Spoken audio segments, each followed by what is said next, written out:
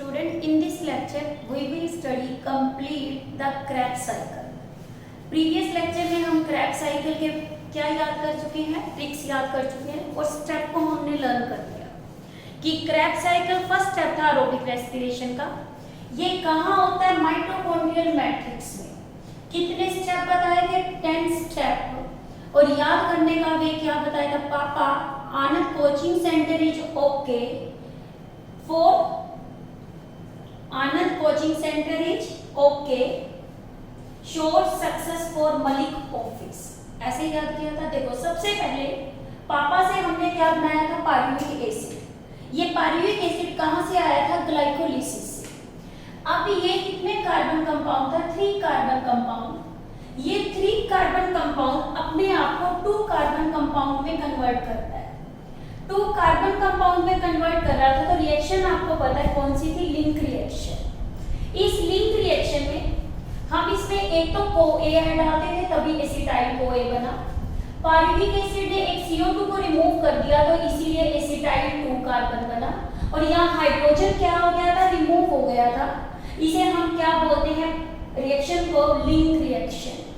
यानी कि ये लिंक करती है ग्लाइकोलिसिस को किसके साथ? Krebs साइकिल के साथ। जब ऑक्सीजन मिल जाती है पायरुविक एसिड में तो ये पायरुविक एसिड जो कहाँ बनता है? साइटोप्लाज्मा में।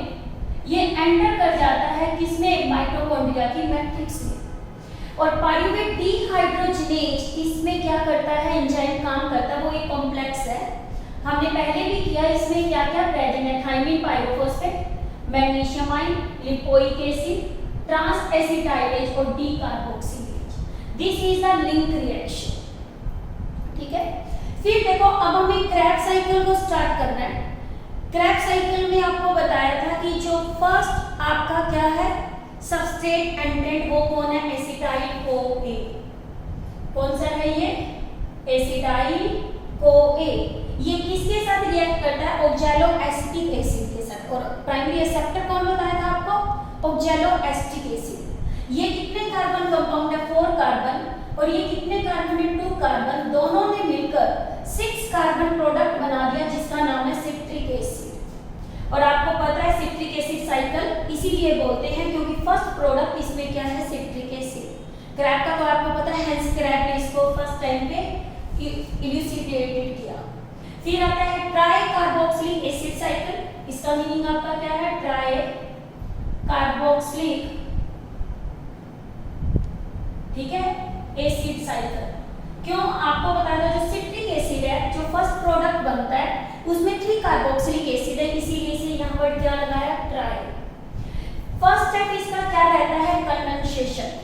कंडेंसेशन में क्या होता है? ऑक्सैलोएसिटिक एसिड और एसिटाइल CoA किसकी प्रेजेंस में? वाटर की प्रेजेंस में कंबाइन हो जाते हैं और मिलकर क्या बनाते हैं? Citric acid. अब देखो ये सिट्रिक एसिड है, आप एनसीईआरटी करोगे तो उसमें सीधा यहाँ तक बता रखा है कि सिट्रिक एसिड कन्वर्ट हो जाता है किसमें? अल्फा कीटोग्लूटारिक में या ग्लूटारिक एसिड। आपको कंफ्यूज नहीं होना, यहाँ ग्लूटारेट वर्ड आ जाए चाहे ग्लूटामिक आपका क्या आ जाए? ग्लूटामिक एसिड आ जाए, ग्लूटारिक एसिड तो एक ही बात है, या ग्लूटारेट या ग्लूटारिक एसिड। वहाँ एक ही स्टेप है, यानी सिट्रिक एसिड कन्वर्ट हो रहा है अल्फा कीटोग्लूटारेट में। तो बीच में इतने स्टेप आपके जा रहे हैं। ये वाला स्टेप यहाँ पे देखो मैं मेंशन कर रही हूँ, मैं सर्कल में डाल रही हूँ जो जो स्टेप आपके एनसीईआरटी हैं। बाकी मैं स्टेप को इसको बॉक्स में नहीं डाल रही, यहाँ पे ये। फिर अल्फा कीटोग्लूटारेट, फिर इसके बाद मैलिक ये वाला एसिड, ये भी एनसीईआरटी पॉइंट में आता है। इसके बाद सक्सिनिक एसिड, ये भी एनसीईआरटी है। यानी कि जहां जहां मैंने आपके सर्कल लगाए हैं एनसीईआरटी तो सिर्फ इतना ही कवर करता है, बट हमें डिटेल में करना है। ये सारे क्या है? एनसीईआरटी है। जो मैं ग्रीन कलर से लिख रही हूँ वो एंजाइम्स है। ग्रीन कलर इंडिकेशन किसको दे रहा है? एंजाइम्स को। रेड दे रहा है स्टेप। पहला स्टेप कंडेंसेशन था जिसमें एंजाइम ने काम किया सिट्रेट सिंथेटेज ने, क्योंकि यहाँ पे क्या बन रहा था? Citric acid. सेकेंड स्टेप में देखो आपका क्या हो रहा है? अल्फा कीटोग्लूटारेट बन रहा है, बट इसमें सिट्रिक एसिड सबसे पहले अपने आइसोमर में चेंज होता है जिसका नाम है सिस अकोनिलेज। क्या नाम है? सिस अपोनिटेज, और इसमें एंजाइम जो काम करता है अपोनी के नाम से अपोनिटेज, ये बना क्या रहा है सिस अपोनिटेट। एंजाइम जो काम कर रहा है वो क्या है अपोनिटेज, एंजाइम के पीछे हमेशा एच लगता है, और इसमें क्या लूज हो रहा है वाटर, इसीलिए बताया था ये स्टेप का नाम क्या है डिहाइड्रेशन। सेकंड सेम ये सिस फिर आइसोमर में कन्वर्ट होता है जिसका नाम है आइसोसिट्रेट। आइसोसिट्रेट है तो इस केस के अंदर इसमें क्या है वाटर जो आपका क्या हो रहा है यहाँ वापिस ऐड हो रहा है, तो ये वाला क्या हो गया आपका हाइड्रेशन, यानी डिहाइड्रेशन और हाइड्रेशन स्टेप आपका क्या चलता है साथ साथ चलता है। हो गया यहाँ तक। फिर देखो इसके बाद इसने आइसोसिट्रेट बना दिया। ये आइसोसिट्रेट 6 कार्बन कंपाउंड है ये सारे, ये अल्फा कीटोगुल्टाइरेट में कन्वर्ट होता है, और जब ये अल्फा कीटोगुल्टाइरेट में होता है बीच में एक अनस्टेबल प्रोडक्ट बनाता है ऑक्सैलोसक्सिनेट। इसमें सबसे पहले तो ये हाइड्रोजन रिमूव करता है, इसीलिए एंजाइम कौन सा है आइसोसिट्रिक डिहाइड्रोजनेज। आपको पता है सबस्ट्रेट क्या था इसमें रिएक्शन में जो पार्टिसिपेट कर रहा था आइसोसिट्रिक, तो इसी के बेस पे आइसोसिट्रेट डिहाइड्रोजन रिमूव हो गया तो एक NAD डाल दिया, NADH और H में क्या हो गया ये कन्वर्ट हो गया, तो इससे बना ऑक्सैलोसक्सिनेट। इसने क्या किया CO2 रिमूव किया, तो इसीलिए ये स्टेप कौन सा है डिकार्बोक्सिलेशन। ठीक है, यानी फर्स्ट स्टेप कंडेंसेशन था, सेकंड स्टेप आपका कौन सा था डिहाइड्रेशन, थर्ड स्टेप आपका कौन सा था हाइड्रेशन, फोर्थ स्टेप आपका कौन सा था हाइड्रोजनेशन, फिफ्थ स्टेप आपका क्या था डिकार्बोक्सिलेशन। फिर जब ये डिकार्बोक्सिलेशन हुई यहाँ पे ऑक्सैलोसक्सिनेट ने क्या किया CO2 बाहर कर दिया और ये कन्वर्ट हो गया अल्फा कीटोगुल्टाइरेट में। अब देखो ये अल्फा कीटोगुल्टाइरेट कितने कार्बन है 5 कार्बन, इसमें CO2 रिमूव हो गई तो एक कार्बन कम हो गई तो 5 कार्बन, ये अपने आप को 4 कार्बन कंपाउंड में कन्वर्ट करता है सक्सिनिक एसिड में। बट यहाँ तक जाने के लिए इसको 2 स्टेप से होके जाना पड़ता है। 2 स्टेप ये कैसे प्रोसीड करता है अल्फा कीटोगुलाइरेट, देखो 2 स्टेप एक साथ करता है डिहाइड्रोजनेशन डिकार्बोक्सिलेशन। पहले हाइड्रोजन का रिमूव हुआ तो NAD डाला और ये NAD को किसमें कन्वर्ट हो गया NADH, आपको पता ही है nicotine adenine dinucleotide hydrogen acceptor है, तो ये बना दिया। फिर ये बीच में क्या बनाता है सक्सिनाइल कोए बनाता है, तो इसमें एक कोए को ऐड करना पड़ा, जैसे हमने यहाँ पारुविक एसिड को एसिटाइल कोए में कन्वर्ट किया था। फिर देखो जो ये कोए डाला तो साथ में ये 4 कार्बन बनना है प्रोडक्ट, तो एक कार्बन रिमूव होगा तो कार्बन डाइऑक्साइड। पहले ही बताया था क्रैब साइकिल में 3 डिकार्बोक्सिलेशंस होती है और इसमें 3 CO2 बनती है। तो ये क्या हुआ यहाँ पे बना, तो पहले इसे सक्सिनाइल कोए बनाया, फिर सक्सिनाइल कोए ने अपना क्या किया ये कोए बाहर निकाल दिया, खुद कन्वर्ट हो गया सक्सिनिक एसिड में, और इसमें जो एंजाइम काम कर रहा था वो कौन सा था सक्सिनाइल सिंथेटेज, यानी कि अल्फा कीटोगुल्टाइरेट कन्वर्ट हो रहा है सक्सिनिक एसिड में। तो कितने स्टेप में जा रहा है 2 स्टेप में। पहले में तो इसने क्या किया कार्बन को लूज किया, डिकार्बोक्सिलेशन भी कर दिया यहाँ पे, साथ में डिहाइड्रोजनेशन जो एंजाइम काम करता है वो कौन सा अल्फा कीटोगुल्टाइरेट डिहाइड्रोजनेज कॉम्प्लेक्स। ये कॉम्प्लेक्स सेम ऐसा है जैसा कौन है पारुवेट डिहाइड्रोजनेज कॉम्प्लेक्स है, तो यहाँ भी CO2 बन रही है, यहाँ भी आप क्या कर रहे हो आपका NAD आप डाल रहे हो और इधर भी आप क्या कर रहे हो कोए डाल रहे हो, सेम है। तो इसीलिए इस कॉम्प्लेक्स में वही TPP magnesium ion lipoic acid, फिर इसके बाद डिहाइड्रोजनेज, वहां क्या था एक आपका डिकार्बोक्सिलेज या डिहाइड्रो ट्रांससक्सिनाइलेज, यहाँ ये एंजाइम्स क्या करते हैं काम। ये कई बार नीट के व्यू से इंपॉर्टेंट पार्ट है, कई बार ये कॉम्प्लेक्स का नाम आ जाए, अदरवाइज आप एंजाइम का नाम भी लर्न कर सकते हो। कॉम्प्लेक्स याद, यहाँ से एक कॉम्प्लेक्स याद करोगे तो दूसरा आपको अपने आप याद रह जाएगा। यहाँ तो ट्रांस एसिटाइलेज था, ये ट्रांस एसिटाइलेज था क्यों यहाँ एसिटाइल ग्रुप ट्रांसफर हो रहा था, बट यहाँ पे सक्सिनाइल हो रहा है तो इसीलिए इसका नाम यहाँ पे क्या रखा सक्सिनाइल रख दिया, और इसमें हाइड्रोजन रिमूव हो रहा था तो साथ में क्या नाम था डिहाइड्रोजनेज। अब देखो फिर सक्सिनाइल कोए जो था वो सक्सिनिक एसिड में बन गया। अब ये सक्सिनिक एसिड मैलिक में कन्वर्ट होता है एनसीईआरटी के अकॉर्डिंग, मैंने एन मेंशन कर दी हुई है, बॉक्स जितने इंडिकेट कर रहे हैं वो किसको इंडिकेट कर रहे हैं सिर्फ एनसीईआरटी सर्कल को, और बाकी मैंने इसकी डिटेल आपको बीच-बीच में बता रही हूँ कितने स्टेप के थ्रू होके जा रहा है। अब देखो सक्सिनिक एसिड कन्वर्ट होता है मैलिक में, तो वो एक पहले फॉर्मिक एसिड बनाता है। अब देखो जो ये हमारा स्टेप था पहले वाला, सक्सिनाइल CoA से सक्सिनिक एसिड बना, इस स्टेप का नाम है substrate level phosphorylation. Substrate level में क्या होता है आपको पता है, जीडीपी, ये क्या करता है, जीटीपी बनाता है। ये रिएक्शन साथ साथ में कपल्ड होती है, किसके साथ, क्या था सबस्ट्रेट में हमने ग्लाइकोलिसिस में क्या, एडीपी से क्या बनता है, एटीपी। इसीलिए इस स्टेप को कई लोग बोलते हैं फॉर्मेशन ऑफ एटीपी या जीटीपी, दोनों ही एनर्जी करेंसी है। यहाँ पे तो एडिनोसिन ट्राइफॉस्फेट आता है, जी का मतलब क्या होता है, गुआनोसिन ट्राइफॉस्फेट। ये सारे नाइट्रोजनियस बेस होते हैं, हम बाद में करेंगे डीएनए के अंदर। तो ये इससे क्या बन गया था, सक्सिनिक एसिड।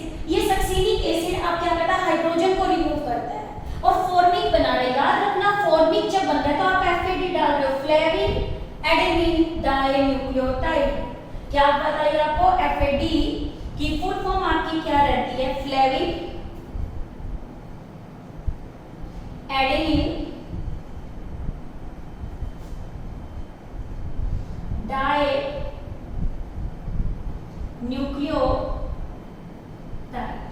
और इसने भी हाइड्रोजन को रिमूव कर दिया, और ये हाइड्रोजन को रिमूव करता है तो ये क्या बनाता है, FADH2।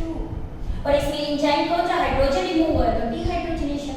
एंजाइम सक्सीनेट से निकला है तो आपका सक्सीनेट डिहाइड्रोजनेज यानी हाइड्रोजन का रिमूवल। अब आता है फॉर्मिक एसिड से मैलिक एसिड बनता है। फॉर्मिक से जब मैलिक बनता है तो ये हाइड्रेशन करता है, इसमें वाटर क्या हो जाता है, ऐड। तो ये स्टेप आपका कौन सा हो गया, हाइड्रेशन। मैलिक एसिड फिर ऑक्सैलो में कन्वर्ट होता है। ये आप स्टेप याद रखना हमेशा, क्योंकि ये हम आगे भी प्लांट रेस्पिरेशन करेंगे, फोटोसिंथेसिस चैप्टर, ये बार-बार स्टेप रिपीट होता है बहुत सारे आपके किसके अंदर, प्लांट की फिजियोलॉजी में। तो मैलिक को कन्वर्ट करते हो, ऑक्सैलो में NAD देते हो, NADH में कन्वर्ट होता है।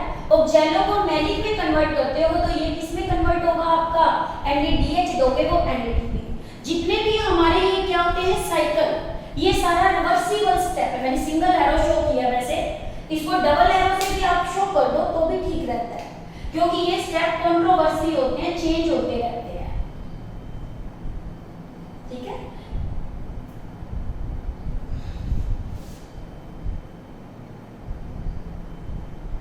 ये मैंने अब इसको कर दिया, ठीक है। सारे स्टेप इसके कैसे हैं आपके, रिवर्सिबल स्टेप है। अब देखो यानी कि ऑक्सैलोएस्टिक एसिड बन गया, फिर वो साइकिल में क्या हो गया, एंटर। पायरुविक एसिड कितने बनते हैं, 2, तो ये साइकिल कितनी बार रिपीट होता है, 2 बार होता है। अब देखो कहीं कहीं क्या ध्यान दो, मैंने यहाँ Fe मैग्नीज लिखा है, यानी अपोनिटेज एंजाइम जब भी काम करता है उसको कोफैक्टर कौन सा चाहिए, Fe चाहिए। और जब भी आपका काम करता है आइसोसिट्रिक डिहाइड्रोजनेज से मैग्नीज आयन चाहिए। और ये मिनरल और न्यूट्रिशन में आता है कि कौन सा मिनरल किस रिएक्शन में क्या होता है, नीड होता है। क्या क्या बताया आपको, I am once repeating in short. Pyruvic acid convert into एसिटाइल-CoA, acetyl combines with the oxaloacetic acid to form the citric acid. This citric acid is converted into the alpha ketoglutarate by the कितने step, by the ये आपके 4 step. पहले dehydration से क्या बना, सिसोकोनिटेज, फिर hydration से बना आइसोसिट्रेट, आइसोसिट्रेट को अल्फा कीटो में करने तो एक अनस्टेबल प्रोडक्ट बनाया कौन सा, ऑक्सैलोसक्सिनेट। पहले डिहाइड्रोजनेशन करवाई, फिर डिकार्बोक्सिलेशन, फिर अल्फा कीटो ने सक्सिनिक में कन्वर्ट किया तो 2 स्टेप किए। अब इसमें 5th स्टेप डिकार्बोक्सिलेशन था, 6th स्टेप इसमें इसने क्या किया, डिहाइड्रोजनेशन एंड डिकार्बोक्सिलेशन। और ये स्टेप नंबर कौन सा था, 6 था। और जिसे इसने क्या किया, CoA को ऐड किया, NAD डाला और ये ऐड कर दिया, CO2 बाहर हो गई। फिर सक्सिनाइल CoA बना, succinyl CoA succinate synthetase enzyme की हेल्प से सक्सिनिक एसिड में कन्वर्ट हो गया। यहाँ कौन सी लेवल थी, सबस्ट्रेट लेवल फॉस्फोरिलेशन थी। और ये सक्सिनिक एसिड फिर कन्वर्ट हो गया वापस किसमें, फॉर्मिक एसिड में। फॉर्मिक आता है तो मैंने बताया यहाँ FAD डालते हैं और FADH2 में क्या हो जाता है, कन्वर्ट। यानी 7th स्टेप इसमें कौन सा होता है आपका, substrate level phosphorylation. 8th step वापस क्या होता है, डिहाइड्रोजनेशन।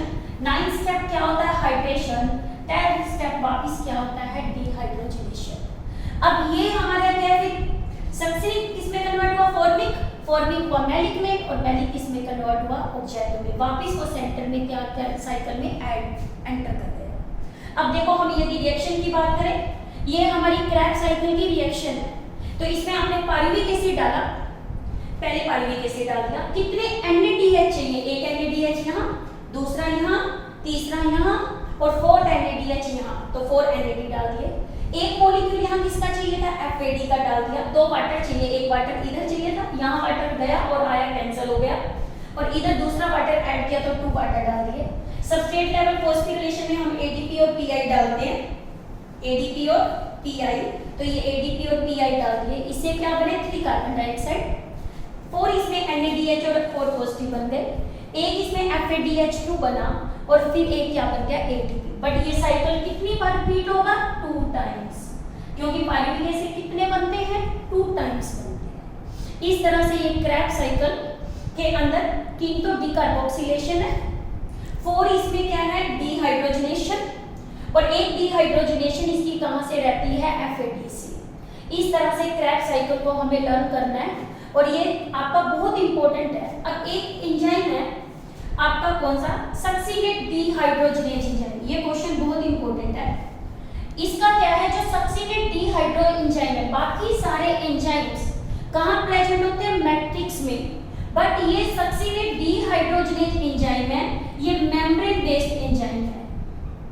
ये नीट का सबसे इंपॉर्टेंट क्वेश्चन है आपका, कि जो सक्सीनेट डिहाइड्रोजनेज एंजाइम कैसा है? मेम्ब्रेन बेस्ड एंजाइम, और ये वाला आपका मेम्ब्रेन में प्रेजेंट होता है, मैट्रिक्स के अंदर प्रेजेंट नहीं है। रेस्ट ऑफ द सारे एंजाइम्स आपके कहाँ प्रेजेंट होते हैं? मैट्रिक्स के अंदर क्या है? Present. This is regarding about the Krebs cycle.